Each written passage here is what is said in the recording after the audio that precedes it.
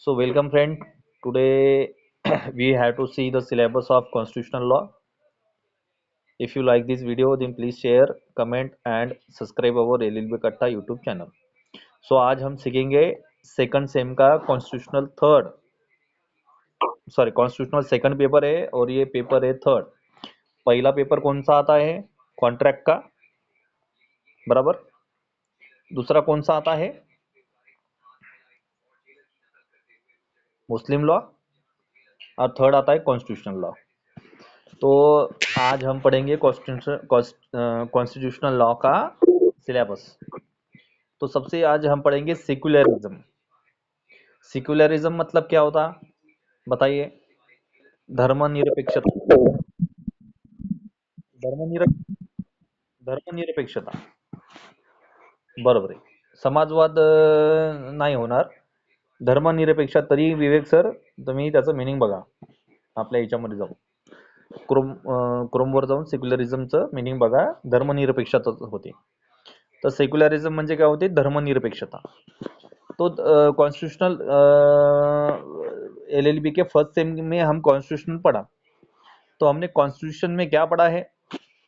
Constitution में हमने ये पढ़ा है कि भारतीय संविधान कैसे बना, है ना. उसके बाद में इंडियन कॉन्स्टिट्यूशन के ये क्या थे, मतलब नेचर कैसा था, स्कोप कैसा था. उसके बाद में इंडियन कॉन्स्टिट्यूशन कैसे बना, असेंबली में कैसे आया, बराबर है. उसके बाद में इंडियन कॉन्स्टिट्यूशन में प्रेसिडेंट की क्या पोस्ट है, प्राइम मिनिस्टर की क्या थी. उसके बाद में इमरजेंसी कैसी होती है, जम्मू कश्मीर में कैसा है, ये सब हमने इसमें पढ़ा. अभी इससे अलावा, इससे अलग हम पढ़ेंगे एलएलबी के इस पेपर में. ठीक है. तो आज हम पढ़ेंगे इस पेपर में हम पढ़ेंगे सेक्युलरिज्म, धर्मनिरपेक्षता. Concept of secularism, historical perspective क्या है. हमारा जब हिंदुस्तान आज़ाद हुआ तब हमारा एक स्वतंत्र ऐसा इंडियन कॉन्स्टिट्यूशन बना. तो इंडियन कॉन्स्टिट्यूशन बनते वक्त जब बाबा साहेब आम्बेडकर और उनके साथ जो संसदीय जो कॉन्स्टिट्यूशन के जो लोग थे, जो कॉन्स्टिट्यूशनल असेंबली में जो लोग थे, तो उन्होंने सिर्फ एक धर्म के बारे में नहीं सोचा. भारत में अलग अलग प्रकार के धर्म है, अलग अलग प्रकार के जाति है, अलग अलग प्रकार के पंथ है, अलग अलग प्रकार की समाज व्यवस्था है. तो बाबा साहेब आम्बेडकर के साथ साथ जवाहरलाल नेहरू, डॉक्टर राजेंद्र प्रसाद, उसके बाद में पंडित जवाहरलाल नेहरू, उसके बाद में डॉक्टर मौलाना अब्दुल कलाम, सॉरी आज़ाद, अब आज़ाद. तो इन ये जो वहाँ के जो मेंबर थे, उन्होंने सबका यहाँ पे विचार किया. तो कंसेप्ट ऑफ सेक्युलरिज्म क्या है, हिस्टोरिकल पर्सपेक्टिव क्या है. हमारे हिंदुस्तान में अलग अलग प्रकार के धर्म के लोग हैं और इससे कारण हमारा जो कॉन्स्टिट्यूशन बनेगा एक धर्म को ये नहीं करेगा, मतलब प्रेजेंट नहीं करेगा. हर धर्म को, हर जात को, हर पंथ को क्या करेगा? प्रेजेंट करेगा, बराबर है. मतलब एक धर्म नहीं चलेगा, सब धर्म चलेगा, बराबर है. और कोई भी किसी भी धर्म के धर्म से किसी धर्म को तकलीफ नहीं देगा. मतलब ऐसे नहीं बोलूंगा भाई हिंदू हूँ तो मुझे अधिकार है वोट देने का, मुस्लिम को अधिकार नहीं है, या मैं मुस्लिम हूँ मुझे ही अधिकार है पढ़ने का, क्रिश्चियन को नहीं है. धर्मनिरपेक्षता मतलब सभी समान है, कोई धर्म के ऊपर बड़े नहीं, कोई धर्म के ऊपर छोटे नहीं, सभी समान है. ठीक है, उसको बोलेंगे धर्मनिरपेक्षता. धर्म के आधार पर कहीं भी भेदभाव नहीं करेंगे, करेंगे. कहीं भी धर्म के इस पर किसी को बड़ा और किसी को छोटा नहीं मिलेगा. हम जब वोटिंग करने को जाते हैं तो ऐसा बोलते हैं क्या, ये हिंदू है इसको ज़्यादा वोट दो, इसके 4 वोट दो.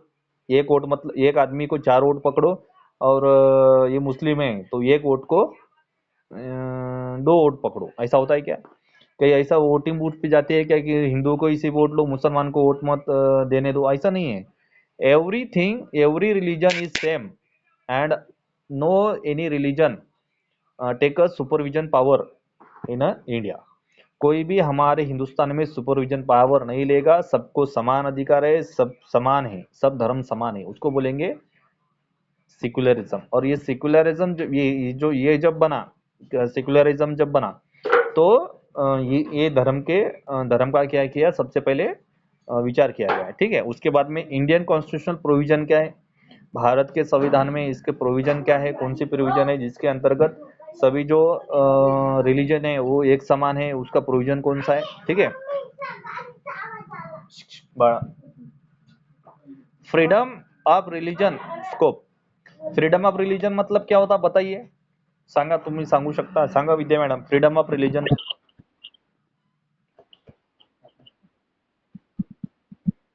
हाँ, बरोबर है, बरोबर है, बरोबर। फ्रीडम ऑफ रिलीजन में क्या आएगा, किसी भी धर्म को, धर्म का व्यक्ति, किसी धर्म का व्यक्ति किसी दूसरे धर्म पे जा सकता, मतलब धर्म परिवर्तन कर सकता है।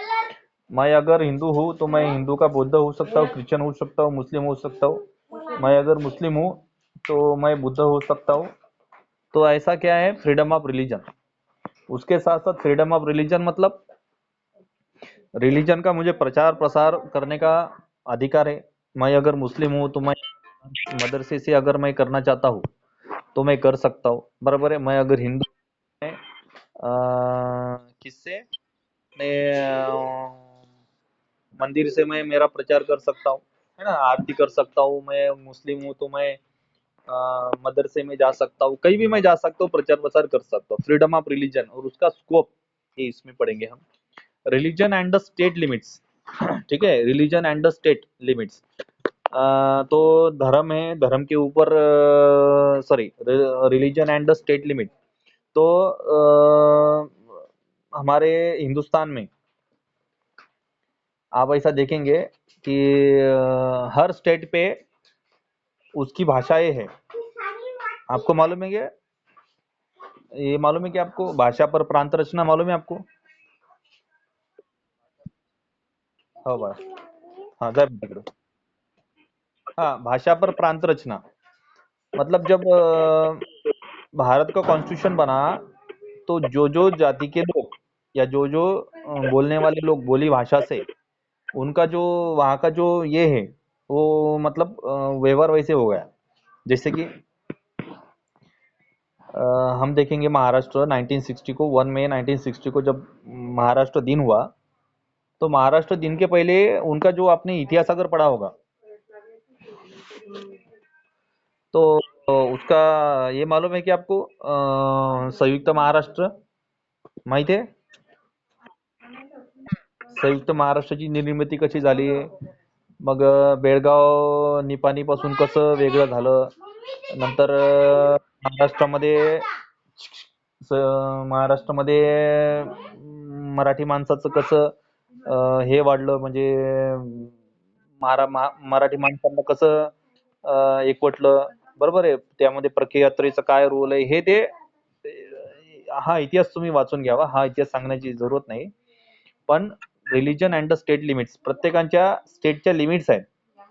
आप अगर गुजरात में जाओगे तो वहाँ पे आपको गुजराती में वहाँ पे जो संसद भवन में वो शपथ लेना पड़ेगा।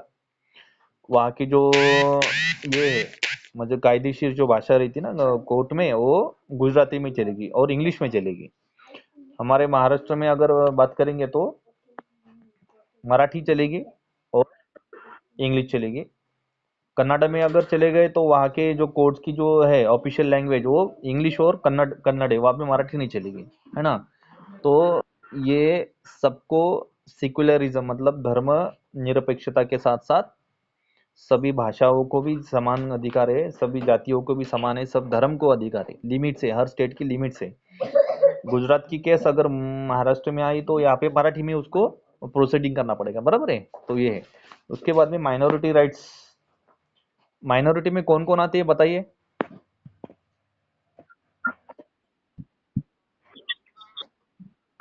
हाँ, बराबर है, 5 जन आते हैं, 5 जन आते हैं, बुद्ध, मुस्लिम, सिख, जैन और पारसी।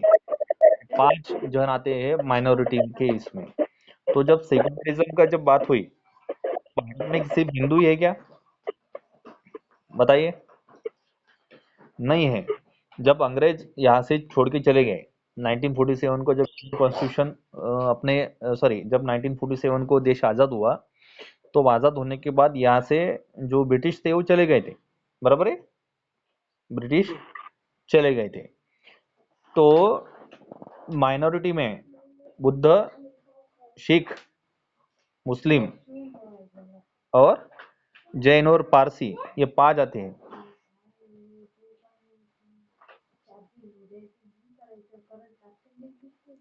समझ, तो ये माइनॉरिटी राइट्स आती है, इसमें क्रिश्चियन नहीं आता है, बरोबर ना Sanjay sir? Hello Sanjay sir, ते मध्ये माइनॉरिटी में क्रिश्चियन नहीं आता है, क्योंकि जब आजाद देश का जब संविधान बना ना, तो ये पांच माइनॉरिटी में आए थे, और क्रिश्चियन हमारे हिंदुस्तान में ज्यादा नहीं थे। ये जो क्रिश्चियन आए अभी के, ये बाहर देशों से, जहाँ पे यहाँ पे मिशनरी जो स्कूल चले ना, तो वहां से ये क्रिश्चियन परावर्तित हुए। मतलब ये जो क्रिश्चियन है ये बाहर देश के नहीं है, जैसे इंग्लैंड से आए हुए, जापान से आए हुए, ऐसे नहीं है, ये ऑस्ट्रेलिया से आए हुए, ये यहाँ से क्रिश्चियन परावर्तित हुए, मतलब हिंदू धर्म से वो ट्रांसफर हुए, तो वो क्रिश्चियन है यहाँ के। और 2-3% होंगे फॉरेन के, तो उनका आंकड़ा यहाँ पे भी निश्चित नहीं, इसके लिए माइनॉरिटी में वो नहीं आते, ठीक है। तो ये माइनॉरिटी राइट्स कौन से है, मुस्लिम के, बौद्ध के, कौन से राइट्स है, इसमें आते हैं, ठीक है। उसके बाद में rights of minority educational institution, आपको मालूम है माइनॉरिटी को भी क्या है, पढ़ने का अधिकार है ना। तो भारत का संविधान ही ऐसे बना है। गुड इव्हनिंग श्याम सर, आपण पाहतो कॉन्स्टिट्यूशनल लॉ, त्याचा आता 1.6 चालू आहे। Rights of the minority educational institutions, मतलब माइनॉरिटी जो थे, जो ये थे, क्या बोलेंगे हम, जो माइनॉरिटी, जो माइनर थे, जो माइनॉरिटी में आते हैं, तो उनके एजुकेशनल राइट्स कौन से हैं, और उसके साथ साथ एजुकेशनल इंस्टीट्यूशन क्या थे उनके।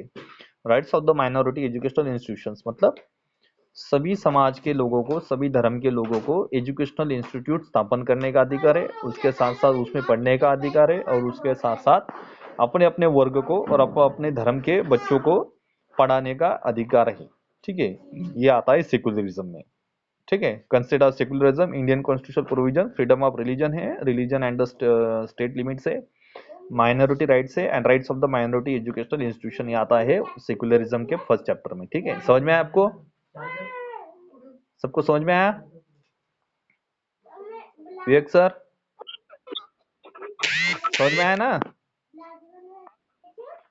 जय मॅडम, हाँ हाँ हाँ, ठीक आहे, ठीक आहे। आता आपल्याला पाहायचं equality and the social justice. Equality म्हणजे समानता,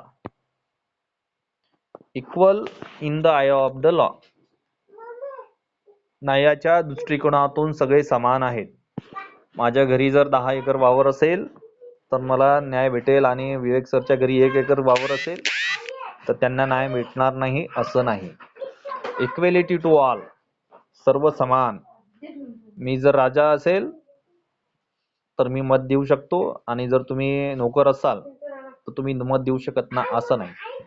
पहिले राजाच्या राणीच्या पोटातून राजा तयार व्हायचा, आता मतदानाच्या पेटीतून राजा तयार होतो। हे कोणामुळे? हे संविधानामुळे, आणि संविधानाची निर्मिती कोणी केली? बाबासाहेब आंबेडकरांमुळे, ठीक आहे। तो equality before the law and equal protection of law, सर्व कायद्याच्या समोर सर्व समान आहेत, आणि equal protection of the law, आणि सर्वांना कायद्याचं एकसारखं रक्षण आहे। जसं की पोलीस देखते ना, पोलीस देखते हो ना, यस और नॉट? हाँ हाँ, तो पुलिस की क्या कर्तव्य रहती है, उसकी क्या ड्यूटी रहती? प्रोटेक्शन करना। हमारे सिटी में झोपड़पट्टी के भी लोग रहते हैं, महलों के भी लोग रहते हैं, तो जब वो पेट्रोलिंग करते हैं रात को, तो झोपड़ी के साथ साथ महलों को भी प्रोटेक्शन करते हैं। महलों को प्रोटेक्शन करने के साथ साथ झोपड़ी को वाले को भी करते हैं। मतलब उनको क्या है?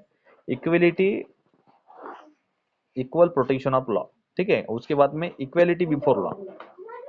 अगर खासदार आमदार गया पॉलिटिशियन में, तो उसका रिपोर्ट लेंगे। मैं एक सामान्य, मैं रिक्शा चालक हूँ, मैं अगर रिक्शा चलाता हूँ तो मेरे भी रिपोर्ट लेंगे। मतलब इक्वेलिटी बिफोर लॉ, कोई लॉ के सामने बड़ा नहीं, कोई छोटा नहीं, सब समान है, और सबको इक्वल प्रोटेक्शन है। मैं अगर आमदार हूँ तो मेरे घर में पुलिस, ऐसा नहीं है। मेरे घर की प्रोटेक्शन करेगा, ऐसा नहीं है। हमारे सिटी में रहने वाला हर व्यक्ति को प्रोटेक्शन देना ये पुलिस का कर्तव्य है, कायदे का, ठीक है। उसके बाद में classification for different treatment, constitutional validity. Classification for the different treatment मतलब ये उस कॉन्स्टिट्यूशनल वैलिडिटी मतलब देखो, जैसे हमको ट्रीटमेंट की जरूरत है, बराबर है। जैसे हमारी बॉडी खराब होती है, हमको जैसे दवाखाने की जरूरत है, तो classification for the different treatment constitutional validity. तो कॉन्स्टिट्यूशन जो है हमारा, ये दो प्रकार का है, एक रिजिड है और एक फ्लेक्सिबल है। मतलब दोनों भी प्रकार हमारे कॉन्स्टिट्यूशन में है। रिजिड म्हणजे सांगा, रिजिड, हा, रिजिड म्हणजे काय एवढं सांगा बघ.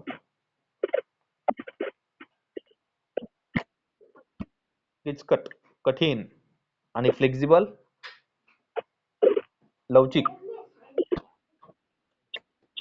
हा. तो हमारा इंडियन कॉन्स्टिट्यूशन रिजिड भी और फ्लेक्सिबल आहे. रिजिड म्हणजे त्याच्यामध्ये अमेंडमेंट करता येत नाही, बरोबर आहे. कठीण आहे अमेंडमेंट करणं, सुधारणा.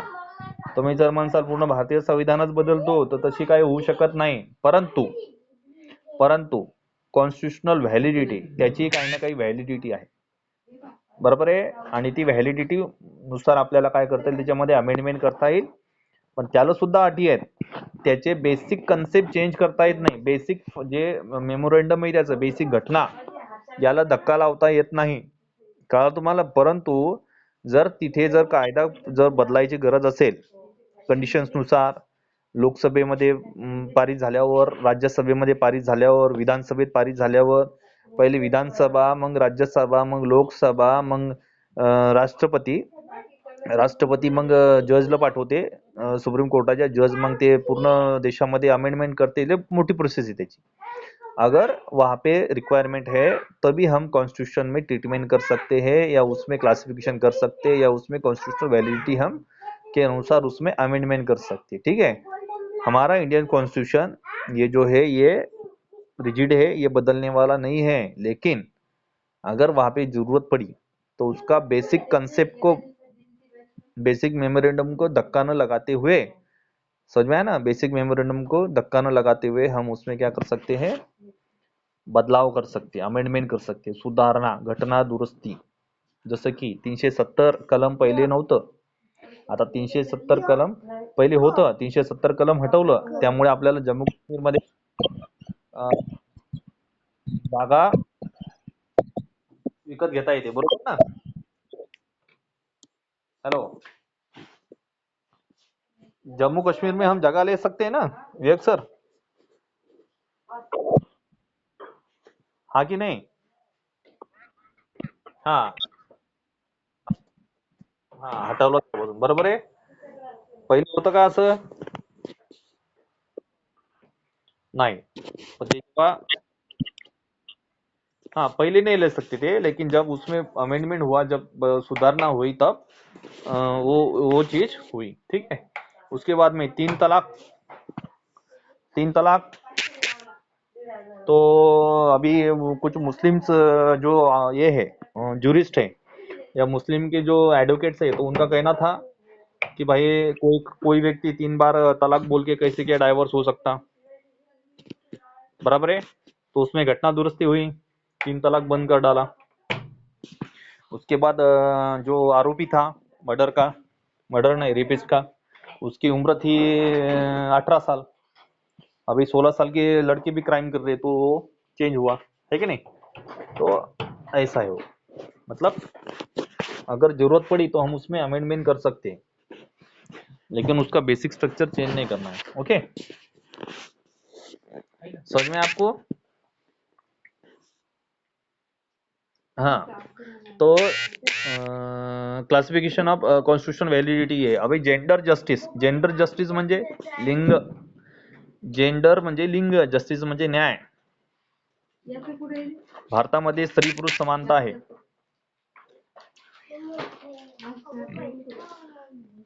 भारतामध्ये स्त्री पुरुष समानता आहे. स्त्रीच्या आणि पुरुषाच्या याच्यावर आपण कोणीही लिंगभेद करू शकत नाही. स्त्रीला सुद्धा समान अधिकार आहे. बरोबर. मुलीचं सुद्धा आपण जन्माचं स्वागत करायचं आहे. मुलाचं तर करतो. मुलीच्या जन्माचं स्वागत सुद्धा आपल्याला करण्याचा अधिकार आहे आणि मुलीला सुद्धा जगण्याचा अधिकार आहे. स्त्री पुरुष समानता. महिलांना कमी वेतन आणि पुरुषांना जास्त वेतन नाही. यहाँ पे लेडीज को भी समान वेतन है और पुरुष को भी समान है. ये किसने तैयार किया कायदा मालूम है आपको? सांगा. कोणी तयार केला? Very good. Doctor Babasaheb Ambedkar. स्त्रियांना सुद्धा समान वेतनाचा अधिकार, गरोदरपणापासून सुद्धा वेतन, 6 महिन्याचं बाळातपण त्याच्यात पण वेतन, त्यानंतर मजुरांना 12 तासाहून 8 तासाचं काम. बरोबर आहे. हे बाबासाहेबांनी करून ठेवलेले लेबर लॉ मध्ये आहे. हे जेंडर जस्टिस लेबर लॉ मध्ये बाबासाहेबांनी करून ठेवलेले आहे. म्हणजे पहिले स्त्रियांना कमी वेतन असायचं, पुरुषांना जास्त असायचं, परंतु आता स्त्रीना आणि पुरुषांना समान वेतन आहे. समान वेतनाचा अधिकार बाबासाहेबांनी मिळवून दिलेला आहे. Gender justice. समझ में आपको? एजुकेशनल, लेडीज को भी पढ़ने का अधिकार है, पुरुष को भी पढ़ने का अधिकार है. ऐसा नहीं बोलेंगे आप लड़का है तो तू स्कूल में जा, लड़की है तो तुझे रसोई में खाना पका. नहीं, उसको भी पढ़ने का अधिकार है. Justice to the weaker sections of the society, scheduled caste, scheduled tribes and other backward class. जे लोक मागासले आहेत, वीकर सेक्शन्स ऑफ सोसायटी म्हणजे समाजामध्ये ज्यांना जगण्याचा अधिकार सुद्धा नाहीये, जे आर्थिकरित्या मागासलेले आहेत, सामाजिकरित्या मागासलेले आहेत, असे शेड्यूल्ड कास्ट. शेड्यूल्ड कास्ट म्हणजे काय होते सांगा? अनुसूचित जाती. शेड्यूल्ड ट्राइब्स अनुसूचित, अँड अदर बॅकवर्ड क्लासेस, इतर मागासवर्गीय. इतर मागासवर्गीय है ना, इतर मागासवर्गीय. तर शेड्यूल कास्ट मध्ये येतात एससी मध्ये येतात मातंग बौद्ध, बरोबर आहे. एसटी मध्ये येतात आदिवासी आणि ईबीसी, ओबीसी मध्ये येतात वंजारी, काही पाटील, है ना. तो ये जो लोग है, ये weaker section of the society के है, ये मागासलेले जो जमात है, जो जाति है, इनके लिए भी न्याय है. कोई अगर एससी पे अटैक करेगा तो एट्रोसिटी लगेगी. एससी एसटी के ऊपर नहीं, है कि नहीं, एससी एसटी के ऊपर कोई अटैक करेगा तो एट्रोसिटी लगेगी. शेड्यूल कास्ट के, शेड्यूल ट्राइब्स के बच्चों को पढ़ने का अधिकार है, उनको स्कॉलरशिप मिलती है. ओबीसी वर्ग को भी स्कॉलरशिप मिलती है कि नहीं. मतलब इनको आरक्षण है, और ये आरक्षण बाबा साहेब अम्बेडकर इन्होंने घटने में दिया. और ये कब तक चलेगा बताइए? कब तक आरक्षण चलेगा, रिजर्वेशन चलेगा? सांगा.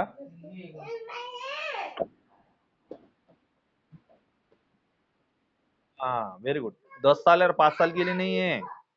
जो आरक्षण विरोधी लोग क्या बोलते हैं कि भाई आरक्षण ही 10 साल के लिए था. नहीं, ऐसा नहीं है.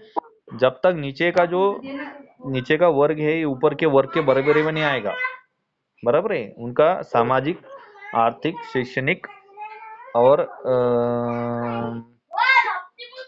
सामाजिक, शैक्षणिक, आर्थिक, नैतिक, अगर वो राजनीतिक, सामाजिक रीत्या अगर वो बराबर नहीं आते, तब तक वो आरक्षण चालू रहेगा. तो ये जो लोग हैं, इनके लिए ये दिया हुआ है. मतलब आरक्षण दिया है, नौकरी में दिया है, पढ़ाई में दिया है, हर चीज में दिया है. Justice to weaker section. ठीक है. उसके बाद में strategy for the ameliorative justice. तो ये एमेलियोरेटिव जस्टिस क्या है, इसका मीनिंग ढूंढे विवेक सर. इसका मीनिंग ढूंढे. एमेलियोरेटिव जस्टिस, जस्टिस म्हणजे काय, एमेलियोरेटिव्हचा मीनिंग पहा. ठीक आहे विवेक सर, मला टाका मग ग्रुपला आपल्या. Freedom and the social control. Freedom and the social control. Freedom म्हणजे स्वतंत्र आणि सोशल कंट्रोल. ए बाळा झोप ना. Freedom and the social control. तो फ्रीडम म्हणजे स्वातंत्र्य. ताई तिला मुक कर, जाय बरं तिच्या झोप. एम्पलरेटिव्ह जस्टिस सुधारित न्याय. बर. सुधारक. बर बर बर. तो स्ट्रेटेजीज फॉर द एम्पलरेटिव जस्टिस सुधारित न्याय, ये भी हमको सीखना है. उसके बाद में उसका मीनिंग स्क्रीनशॉट करके भेजिए मैडम. ये जरा नया शब्द है, बाकी के स्टूडेंट्स को भी हाँ, स्टूडेंट्स को भी आना चाहिए. इसके लिए वो स्क्रीनशॉट भेजो. फ्रीडम अँड सोशल कंट्रोल, स्वतंत्र आणि सामाजिक नियंत्रण काय आहे? Freedom of the speech and expression, हे सर्वांना माहित आहे. सर्वांना बोलण्याचा अधिकार आहे, त्यांचे थॉट्स एक्सप्रेस करण्याचा अधिकार आहे, स्पीच करण्याचा अधिकार आहे. स्पीच म्हणजे भाषण नाही. नाही, भाषण नाही, स्पीच बोलणे. हा, भाषा स्वतंत्र. म्हणजे असं आपण रस्त्यावर जाऊन भाषण द्यायला लागलो म्हणजे काय फ्रीडम ऑफ स्पीच आहे का? मग तर आपण टाकीवर उभं राहून पण भाषण देऊ, आहे का नाही? ते भाषण ऐकलं पाहिजे ना आपलं कोणी, विवेक सर, आहे की नाही? विवेक सर, हॅलो विवेक सर, ऐकू येते का? संजय सर, मेरी आवाज आ रही क्या सबको? स्पीच म्हणजे भाषण स्वतंत्र नाही आहे. जसं आपण टाकीवर भाषण देऊ, मग कुठं रस्त्यावर उभं राहून भाषण देऊ, आपले लोक पागल समजतील. फ्रीडम ऑफ स्पीच म्हणजे भाषा स्वतंत्र आहे. अँड एक्सप्रेशन, आपला भाषेतून जर विचार प्रसारित करायचा असेल तर त्याचं स्वतंत्र आहे. ठीक आहे. उसके बाद में मीडिया, प्रेस अँड इन्फॉर्मेशन. तुम्हाला मी काय म्हणलो तुम्हाला, प्रसार माध्यम, प्रचार प्रसार माध्यम, राजसत्ता, अर्थसंस्था ही ज्याच्या ताब्यात आहे तो मालक इथं राज्य करेल. तर मीडिया, प्रेस, इन्फॉर्मेशन, तुमचं प्रसार माध्यम, तुमचं बातमी प्रसार माध्यम, इन्फॉर्मेशन, माहिती तंत्रज्ञान हे तुमच्याजवळ असलं पाहिजे. त्याचा अधिकार याच्यामध्ये दिलेलं आहे सोशल कंट्रोल मध्ये. त्यानंतर freedom of speech and contempt. Freedom of speech and जरा फास्ट घेतो मी. Freedom of speech and contempt of court, भाषा स्वतंत्र आहे, बरोबर. आणि contempt, contempt of court. Contempt of court म्हणजे काय? कोर्टाचा अवमान. यस, कोर्टाचा अवमान जर करत असेल तर त्याला सुद्धा दंडित करता येते, बरोबर आहे. जसं की तुम्ही कोर्टची ऑर्डर जर मान्य करत नसाल तर कंटेम्प्ट ऑफ कोर्ट आहे. कोर्टामध्ये येऊन जर तुम्ही कोणाला जर शिवीगाळ करसाल, कोणाला मारसाल तर कंटेम्प्ट ऑफ कोर्ट आहे की नाही? Freedom of assembly. तर असेंब्ली म्हणजे काय? सभा, सभागृह. म्हणजे सभागृह बांधण्याचा अधिकार का? नाही. सभा घेण्याचा, सभा घेण्याचा अधिकार, सभा भरवण्याचा अधिकार, सभेमध्ये भाषा करण्याचा अधिकार. हम जैसे, काही जेवण नाही करायचं का? बर. जैसे हम जब हमारी ये चलती है निवडणूक, इलेक्शन, तब हम क्या करते हैं? सभा भराते हैं. हो, क्लास झालं. जब हम क्या करते हैं, सभा सभा भराते हैं, है ना? जैसे कि बड़े बड़े पॉलिटिशियन लोग जो रहते हैं तो उनके असेंबली रहती है, जाहीर सभा. तो फ्रीडम ऑफ असेंब्ली म्हणजे सभा घेण्याचा अधिकार. सभेमध्ये काय सांगतो आपण? आपण काय हे तर नाही करणार ना, काही नाचगाणे तर करणारच नाही. विचार प्रसार करण्याचा अधिकार, प्रसार, विचाराचं प्रसारित करण्याचा अधिकार आहे, फ्रीडम ऑफ असेंब्ली, बरोबर आहे. पण फ्रीडम ऑफ असेंबली चुकीच्या माध्यमाने जर करत असाल तर तिथं अधिकार नाही बरं. आप सभा लोगे, सभा में बोलेंगे कि हर एक के पास बंदूक दो, तलवार दो और काटो एक दूसरे को, तो ये नहीं है फ्रीडम ऑफ असेंबली, बराबर ना संजय सर? हाँ, नहीं तो आप बोलेंगे 100 लोग जमा करो और एक दूसरे को फिर तलवार दो, एक को गन दो, एक को चाकू दो, सुरिया दो और चलो काटो एक दूसरे. हाँ, हाँ, वेरी गुड. लॉफुल कंसिडरेशन होना चाहिए वहां पे, और लॉफुल ऑब्जेक्ट होना चाहिए, बराबर है. और वहां पे कंटेंट ऑफ कोड नहीं होना चाहिए, लॉ का उल्लंघन नहीं होना चाहिए. ठीक है. इन्फ्रिजमेंट ऑफ लॉ नहीं होना चाहिए. बराबर, राइटफुल होना चाहिए असेंबली।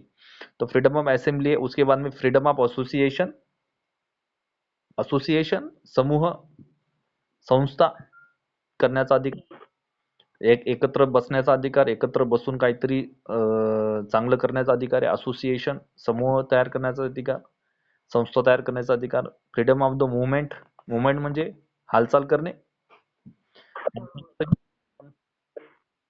हालचाल तर तशी करतो आपण। बर, पण त्याच्या म्हणल्यापेक्षा एका ठिकाणाहून दुसऱ्या ठिकाणी जाण्याचा अधिकार हा पण असू शकतो। आणि मॅडम जसं सांगितलं मुवमेंट, तो पण आहे, म्हणजे दोन्ही प्रकार आहेत त्याच्यात। मुवमेंट करण्याचा अधिकार चांगल्या गोष्टीसाठी, जसं की आता मार्क्सवादी आहेत। मार्क्सवादी दोन प्रकारचे आहेत, एक नक्षलिस्ट आहे, माहिती तुम्हाला नक्षलिस्ट? हेलो, हेलो, हाँ उधर वो हम हाँ गडचिरोली की तरफ जाएंगे ना, तो वहाँ पे मार्क्सवादी दिखेंगे आपको, लेकिन वो नाजी है। नाजी मतलब वो बंदूक के आधार पर मूवमेंट चलाते हैं, इनको अधिकार नहीं है। लेकिन आप अगर अपने पेन से अगर मूवमेंट चलाओगे, पेन से क्रांति करोगे तो अधिकार है। और यहाँ पे दूसरा भी मीनिंग ऐसा है, एक जगह से दूसरे जगह जाने का अधिकार, जैसे कि बिजनेस के थ्रू। जैसे हमारे महाराष्ट्र में दूसरे स्टेट्स के लोग आते हैं, यूपी बिहार के, है ना, तो उनको हम क्या करते हैं, भगाते हैं। तो वैसे नहीं चलेगा, भारत में राइट टू मूवमेंट है, एक जगह से दूसरी जगह हम जा सकते हैं, दिल्ली जा सकते हैं, महाराष्ट्र का आदमी दिल्ली जा सकता, दिल्ली का आदमी महाराष्ट्र में आ सकता, उनको अधिकार है। Freedom of reside and settle, reside and settle, reside म्हणजे राहण्याचा अधिकार आहे, सेटल होण्याचा अधिकार आहे। आपण म्हणू की इथं बंगला घेतो, तिथं बंगला घेतो, कुठे पण देशामध्ये कुठे बंगला घ्या आणि कुठे राहा, समज में आपको, और कुठेही सेटल व्हा। भारतामध्ये यूपीचा माणूस जम्मूमध्ये जाईल, जम्मूचा माणूस कन्याकुमारीत जाईल, कन्याकुमारीचा आंध्रात जाईल, आंध्र का यूपी में कहीं भी जा सकता है, सेटल हो सकता है। उसके बाद में freedom of the profession and business, business मतलब व्यवसाय। हाँ, मैंने अगर सोचा कि मैं ताजमहल के आगे दुकान लगाऊं, तो मैं लगा सकता हूँ, चाय की कैंटीन डाल सकता हूँ।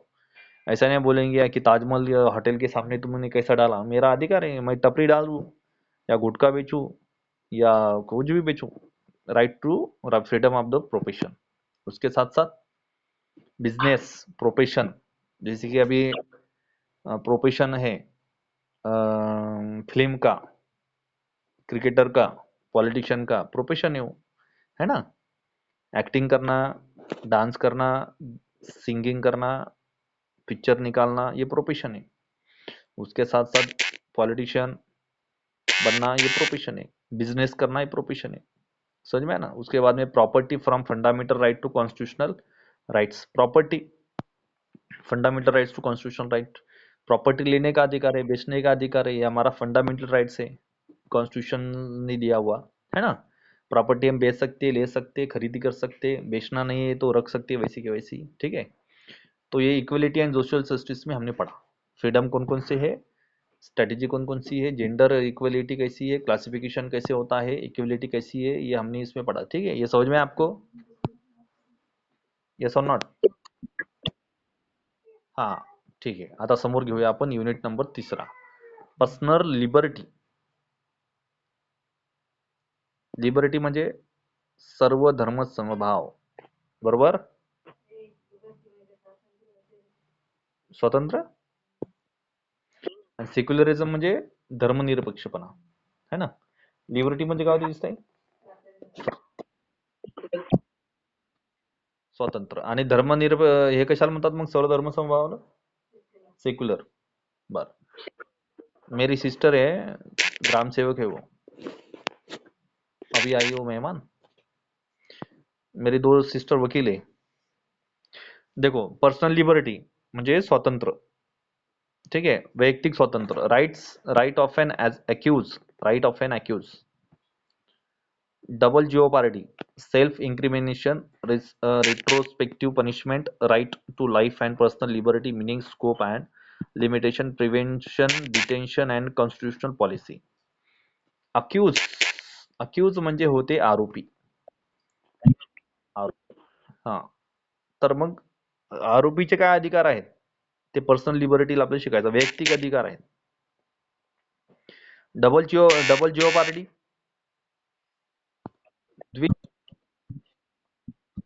हा, व्हेरी गुड. एका गुन्ह्यामध्ये डबल शिक्षा न देणे त्याला म्हणायचं डबल जिओ पार्टी.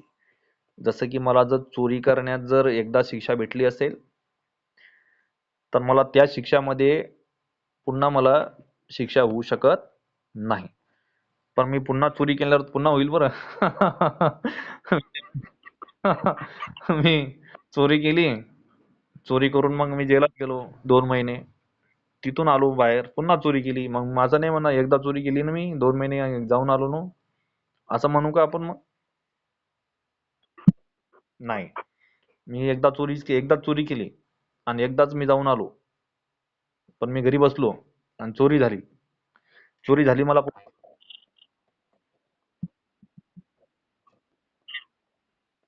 हो ना, माझे जर काही चूक नसल्यावर माझं जर काही त्याच्यात येतच नाही, पण मी चोरी केली एकदा म्हणून मला पुन्हा चोरी नाही टाकू शकत, पुन्हा जेलमध्ये नाही टाकू शकत.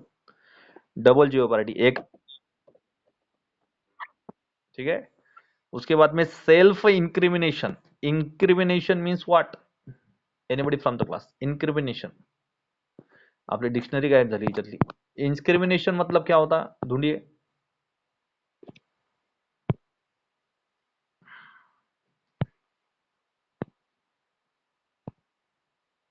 एक मिनट.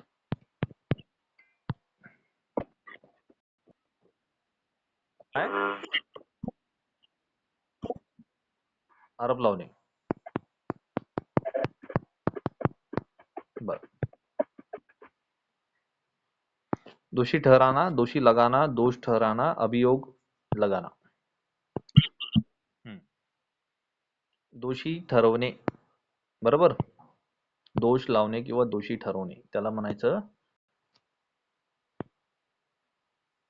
दोषी ठहराना, दोष लगाना, उसको बोलते हैं इंस्क्रिमिनेशन. स्पेलिंग बरोबर आहे का? इन्क्रिमिनेशन. हा, सेल्फ इन्क्रिमिनेशन. हा, सेल्फ इन्क्रिमिनेशन म्हणजे तुम्ही स्वतःला दोषी ठरवू शकत नाही. दुसरं जोपर्यंत म्हणेल तोपर्यंत तुम्ही दोषी नाही. जसं तुम्ही ऍक्सिडेंट केला, पण तुम्ही कोर्टामध्ये जर त्याचं FIRच नोंदवला नाही तर तुम्ही दोषी नाही. बरोबर है? जब तक दूसरा आपके उंगली नहीं रखेगा और जब तक वो FIR नहीं जाएगा, जब तक वो कोर्ट में दोषारोप नहीं दाखिल होगा, आप दोषी कब होंगे बताइए? अब आप वकील हो रहे, आप दोषी कब होंगे जल्दी बताइए. कोर्टामध्ये कोर्टामध्ये गुन्हा सिद्ध कधी होईल? बर बर. पण हा, आणखीन एक शब्द आहे, बरोबर शब्द सांगा. आरोपपत्र म्हणल्यापेक्षा काय म्हणता येईल त्याला? नाही नाही नाही, चार्जशीट. झाली वकील. कोणी? संजय सर आहेत. दोषारोप म्हणतात त्याला, दोषारोप. हा हा, पण त्याला इंग्लिश मध्ये दोषारोप पत्र म्हणतात त्याला. हा हा. आरोप पत्र म्हणल्यापेक्षा दोषारोप पत्र. हा, तर दोषारोप कधी दाखल होईल? जेव्हा कोर्टामध्ये केस चालल. सबसे पहले तो कोर्ट में केस जाएगा. केस जाने के बाद वो जो उसका पुलिस इंचार्ज है, जो इन्वेस्टिगेशन ऑफिसर है, वो इन्वेस्टिगेट करेगा. उसके बाद में वो इन्वेस्टिगेशन चार्जशीट दाखिल करेगा. चार्जशीट दाखिल करने के बाद कोर्ट फिर ठहराएगा हाँ हाँ ये दोषी है, और उसके बाद फिर वो उसको शिक्षा होगी. तो सेल्फ इंक्रिमिनेशन मतलब खुद नहीं बोल सकता कोई कि मैं दोषारोप हूँ जब तक उसके ऊपर FIR, और FIR करने के बाद चार्जशीट नहीं दाखिल होगी. FIR ये जो है पुलिस स्टेशन तक है, लेकिन अपने को कोर्ट में अगर उसको दोषारोप करना है, अगर उसको ये ठहराना है दोषी, तो उसमें चार्जशीट दाखिल होना और उसमें वो दोषी निकलना बहुत जरूरी है. ठीक है. आपने इतना कांड किया, FIR दाखिल किया, उसके बाद में कोर्ट में गए, कोर्ट में चार्जशीट दाखिल की, उसको लगा 1 साल उस प्रोसेस को, और उसके बाद आपका दोषी नहीं निकला तो आपको दोषी नहीं ठहराएगा, आपको छोड़ देंगे, है ना. उसके बाद में रिट्रोस्पेक्टिव पनिशमेंट। रिट्रोस्पेक्टिव मतलब क्या होता? स्पेलिंग रिट्रोस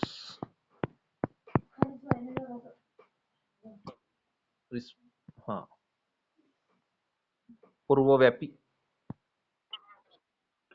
पूर्व पूर्व अच्छा अच्छा, पूर्वलक्षी प्रभाव है ना। तो अ, गतकारी लागू असणारा कायदा. बर. हा, रिट्रोस्पेक्टिव्ह पनिशमेंट म्हणजे त्या काळी गतकालीन लागू असलेला कायदा आणि त्याच्यावर असलेली पनिशमेंट याला भेटणार नाही. कोणाला? अक्युजला. म्हणजे जसं की रिट्रोस्पेक्टिव्ह मिनिंग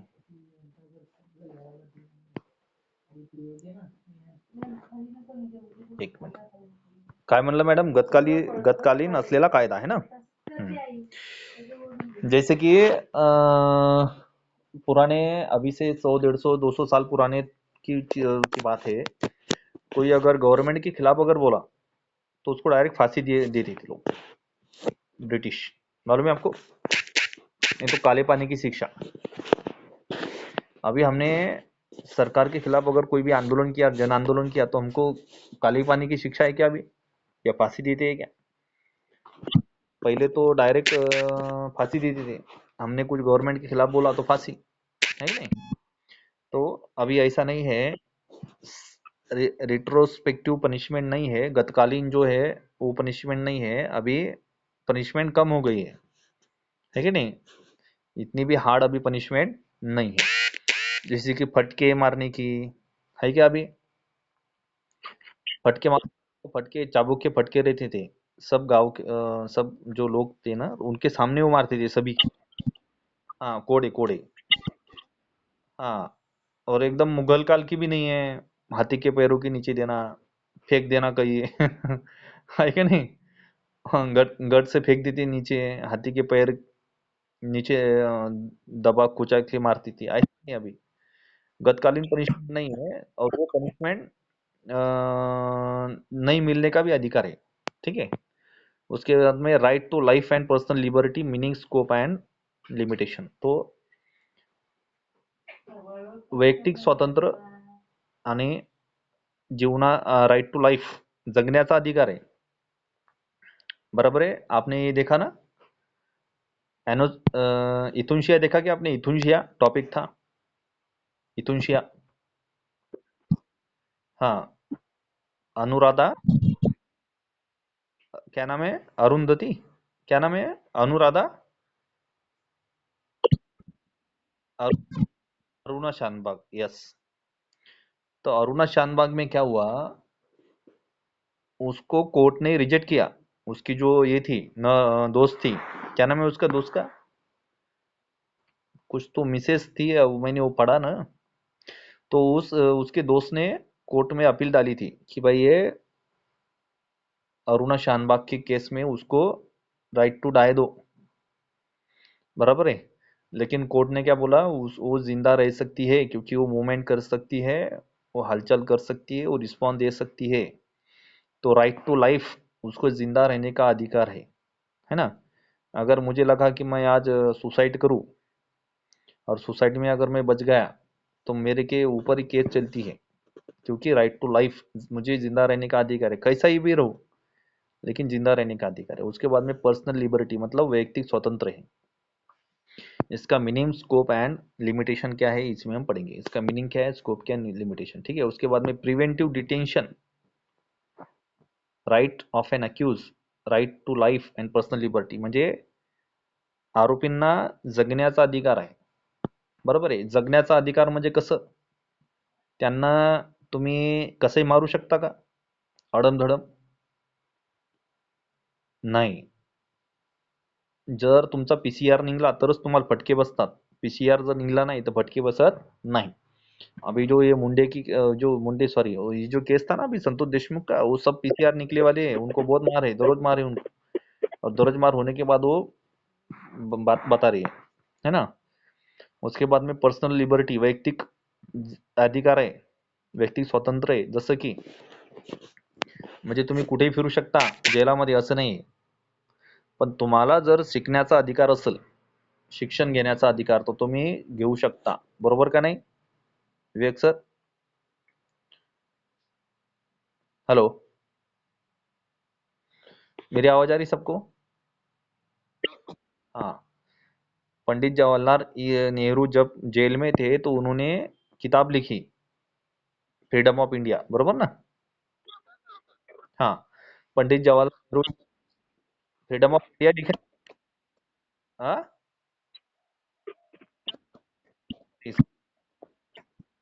हाँ, डिस्कवरी ऑफ इंडिया। ये जब पंडित जवाहरलाल नेहरू जो थे ना, वो जब जेल में थे भारत छोड़ो केस में, तब उन्होंने किताब लिखी।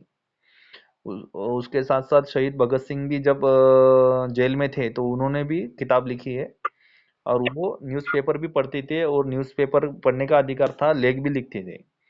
तो उसी प्रकार से अभी भी, आज भी, अभी कुछ उसमें अमेंडमेंट आए, सुधारना बहुत आई। आरोपियों को पढ़ने का अधिकार है, आरोपियों को न्यूज़पेपर पढ़ने का अधिकार है, किताबें पढ़ने का अधिकार है। उसके साथ साथ उनको योगासन, प्राणायाम, व्यायाम, इसका भी अधिकार है ना, ताकि उसकी लाइफ और अच्छी हो। तो ये मिनिमम स्कोप एंड लिमिटेशन क्या है इसमें पढ़ेंगे। उसके बाद में preventive detention, constitutional policy. Preventive detention मतलब उसको हम कैद करके नहीं कैद करके नहीं रख सकते। मतलब उसको ऐसा नहीं कि भाई हाथ पैर बांधो और उसको कहीं डब्बे में बंद कर डालो, ऐसा नहीं। पहले कैसे था मालूम है आपको? अंग्रेजों के जमाने में कैद खाने में डालते थे, और उधर ही उसको पानी, उधर ही उसका टॉयलेट, उधर ही सब उसका होता था विधि। 2-2 3-3 महीने उसको बाहर ही नहीं निकलने देते थे। ये मालूम है आपको?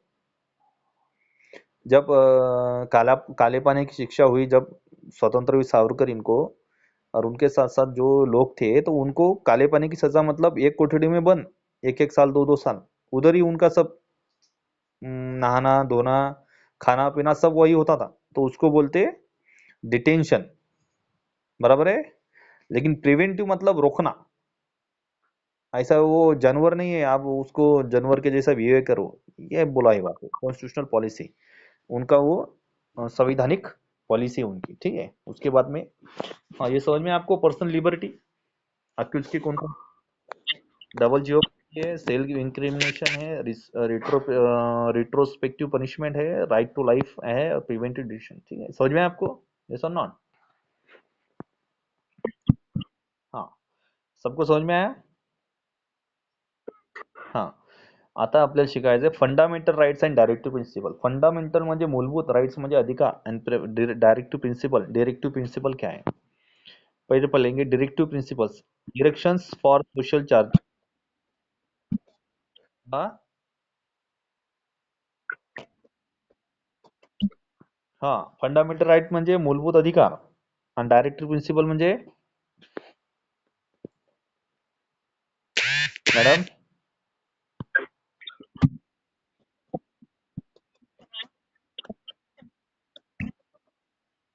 बर बर बर बर, मॅडम मला वाटते याचा अभ्यास करतात एमपीएससीचा आहे ना? हा, कसं काय ओळखलं मी? त्या माणसाच्या बोलण्यावरून त्याचं व्यक्तिमत्व कळत असते। आता हे डायरेक्टर प्रिन्सिपलचं मग ते अधिकार, मग ते डोक्यात आपल्या लाईट लागत नाही का, आहे की नाही? मार्गदर्शक तत्वे, हाँ ठीक है। तो ये मार्गदर्शक तत्व क्या है? Directive principles, directions for social change, a new social order. Directive principle, directions for the social change, सामाजिक बदल कैसे होना, उसके डायरेक्शंस क्या है, बराबर है। मार्गदर्शक तत्व क्या है, उसके बाद में अ न्यू सोशल ऑर्डर, एक नया सामाजिक जो ऑर्डर है वो क्या है, इसमें हम पढ़ेंगे, ठीक है। सोशल चेंज होना, हर व्यक्ति में सोशल चेंज होना। हर व्यक्ति को लगता है मैं बड़ा हूँ, मैं अच्छा दिखूँ, मेरे कपड़े अच्छे हो, मेरे घर के लोग आगे बढ़े, मेरे घर के बच्चों को पढ़ाई मिले। ऐसा कोई नहीं बोलेगा कि मैं पीछे रहूं, मैं आगे ना बढ़ूं, मैं अच्छा ना दिखूं, मैं गाड़ी ना खरीदूं। ये नहीं है। डायरेक्शंस फॉर सोशल चेंज, सामाजिक बदल करने का सबको अधिकार है। समझ में आया ना? आप अगर आपका आप अगर फुटपाथ पे चप्पल सिलाते हो, या फुटपाथ पे आप अगर पॉलिश करते हो, तो आपका बच्चा भी पॉलिश करे, ऐसा नहीं चलेगा। बराबर है? Social change, direction for social change, उसकी क्या डायरेक्शन है, क्या दिशाएं है सामाजिक बदल की, इसमें हम पढ़ेंगे। Fundamental right and directive principles, inter relationship, judicial balancing, सामाजिक अधिकार, सॉरी, फंडामेंटल मूलभूत अधिकार एंड डायरेक्टिव प्रिंसिपल्स, और उसके मार्गदर्शक तत्व क्या है? Inter relationship, judicial balancing. अभी फंडामेंटल राइट्स में कौन कौन से आएंगे फंडामेंटल राइट्स, बोलिए।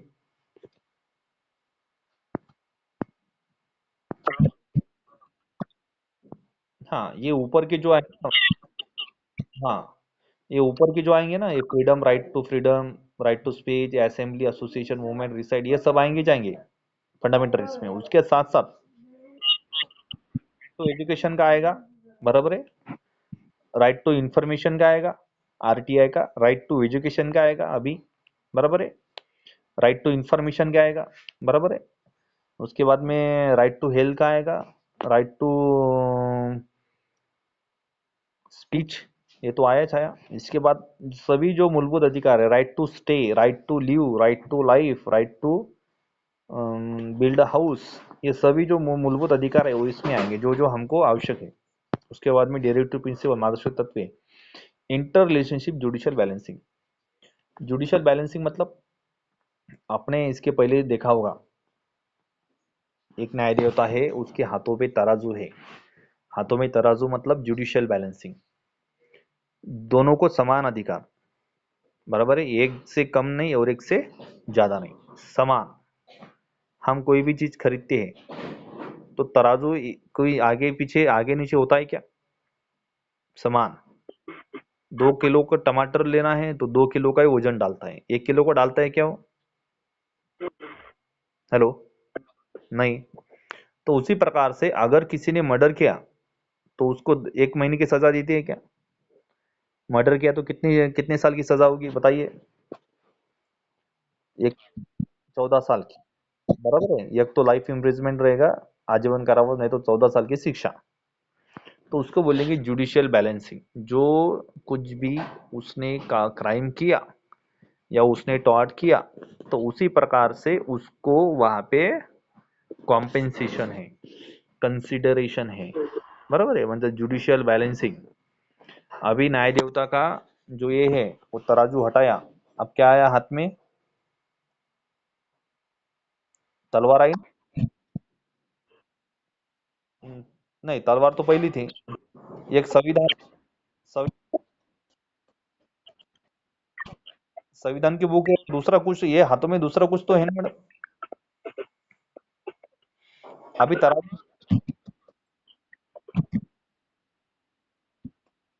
हाँ हाँ, बरोबर आहे. पहिल्या याच्यात काय होती? तलवार होती ना वाटते?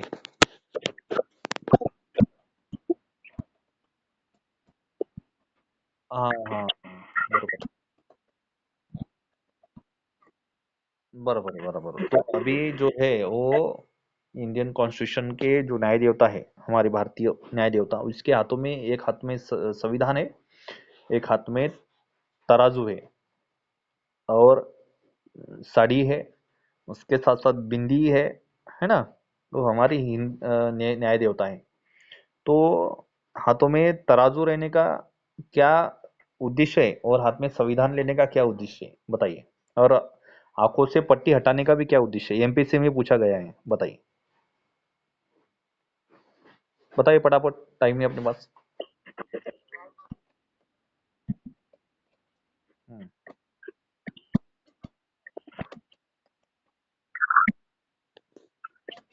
एक हम्म, एक को कम, एक को ज्यादा।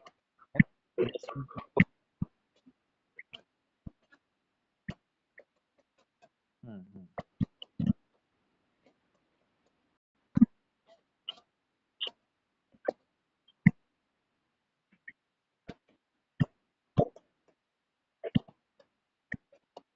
हम्म, और इसका क्या लक्ष्य है संविधान का?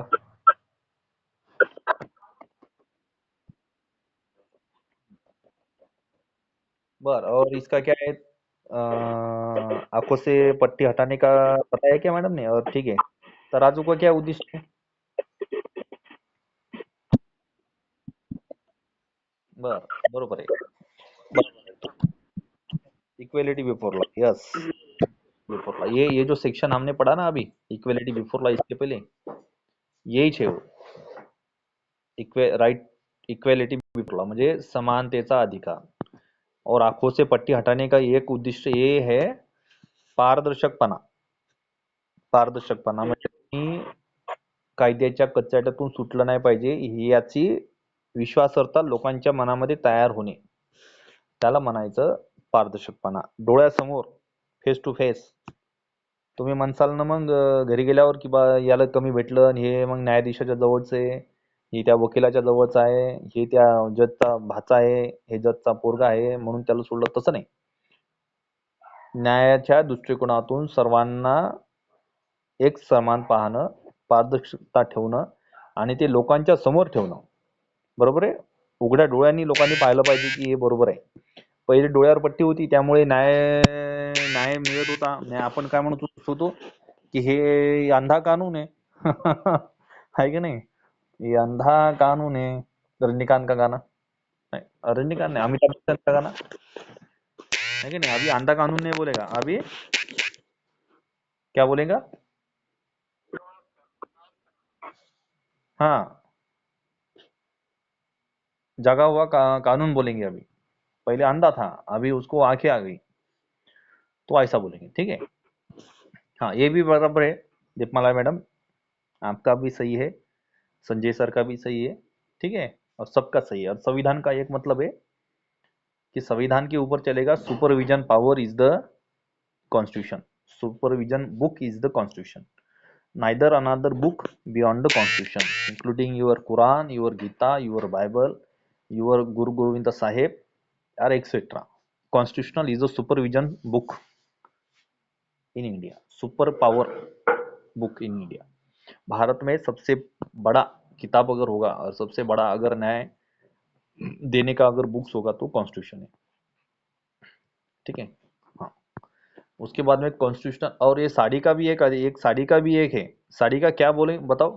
साड़ी का क्या क्या बोलेंगे बताइए दीपाला मैम. बरं बरं, बरोबर आहे, व्हेरी गुड. आणखीन आणखीन सांगा. बोलल्याशिवाय समजणार नाही. संविधान जे आहे ना, ते लॉ बोललं पाहिजे एक दुसऱ्याला, बोलल्याशिवाय समजत नाही ते. सांगा. भारताचं संविधान हे मेड इन इंडिया आहे. Not made in England, not made in British, not made in Europe. It is made in India. जसं आपण म्हणतो ना, माल खरेदी करताना कुठलचे रे बा, आपण म्हणतो मेड इन इंडिया, मग घेतो. मेड इन जापान म्हणलं की फेकून देतो. तसं येते भारताचं. पहिले काय होतं, काही ज्युरिस्ट म्हणायचे की भारताचं संविधान हे कॉपी आणि पेस्ट आहे. इंग्लंडमधून, जपानमधून, इंग्लंडमधून, इंग्लंडमधून, ऑस्ट्रेलियामधून, अमेरिकामधून कॉपी आणि पेस्ट केलं आणि तसंच बनवलं गेलेलं, असा आरोप व्हायचे संविधानावर. तर हे आरोप मोडकळीस पाडले सध्याच्या न्यायदेवतेनं. कारण स्त्रीचं एक भूषण आहे साडी. आणि पहिली जी मूर्ती होती तर ती ब्रिटिशांची न्यायदेवता होती. म्हणजे ब्रिटिशांचा तिथं पोशाख होता. ब्रिटिशांचा पोशाख म्हणजे हे जे संविधान आहे हे दुसऱ्या देशातून बोलवले गेलेले आहे. यांच्या यांचं संविधान नाही आहे किंवा यांचं याच्यामध्ये उल्लेख नाही आहे भारताच्या संविधानाचा. भारताच्या कोणत्याही व्यक्तीचा याच्यामध्ये उल्लेख नाही आहे किंवा हे स्वतः यांनी तयार केलं नाही, हे दुसऱ्या देशातून बोलवलं गेलं आहे ना. तर हे मोडकळीस पाडावं म्हणून चंद्रचूड साहेबांनी, सुप्रीम कोर्टाने आणि सर्व ज्युरिस्टनी ते तयार केलेले. ओके. हा, आणि त्यासोबतच भारताची संस्कृतीचं सुद्धा, आता दीपमाले मॅडम सांगितलं, भारताची संस्कृतीचं सुद्धा प्रदर्शन व्हावं हा सुद्धा उद्देश आहे त्याच्या मागे. ओके, समजलं? हेलो. हाँ. उस, उसके बाद में constitutional amendment to strengthen directive principle, म्हणजे भारताच्या संविधानामध्ये